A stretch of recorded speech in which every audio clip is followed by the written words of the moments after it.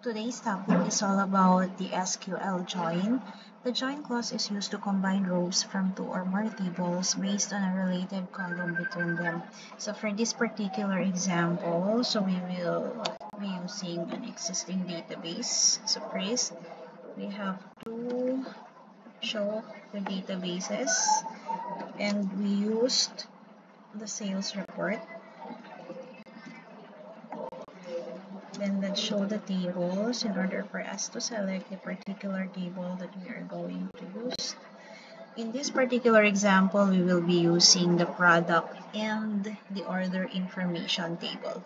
So let's select the data.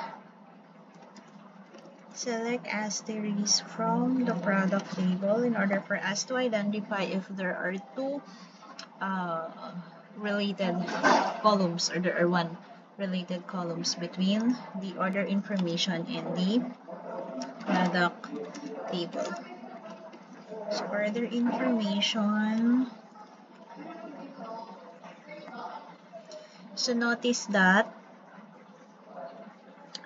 the product ID column in the product table, this one, refers to the product ID from the information or the order information table.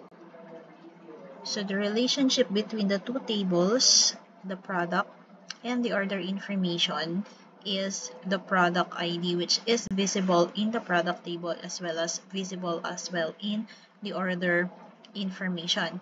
Then we can create now the following statement that contains an inner join that select records that have matching values in both tables. So to do that, so let's have the code. So we are going to select from product the product name, still from product table the unit, product, the product price. Note that the product before the name of the column, this product here refers to the table, and then this product name refers to the column of the selected table.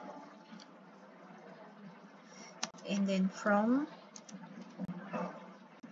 product, and then we have the word inner join.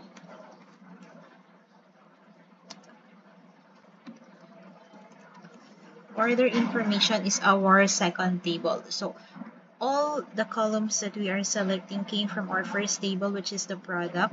And then when we do the coding, we have to name the table first, and then a period, and then the column name.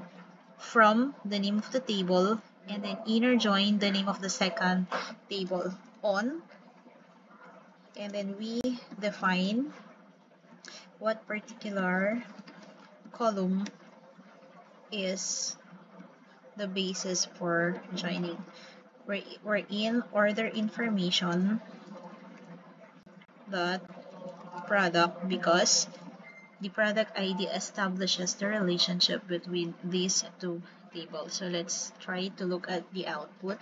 So this will be the output. The table displays the product name, the unit, and then the product price, or in the product ID from both tables have the same value.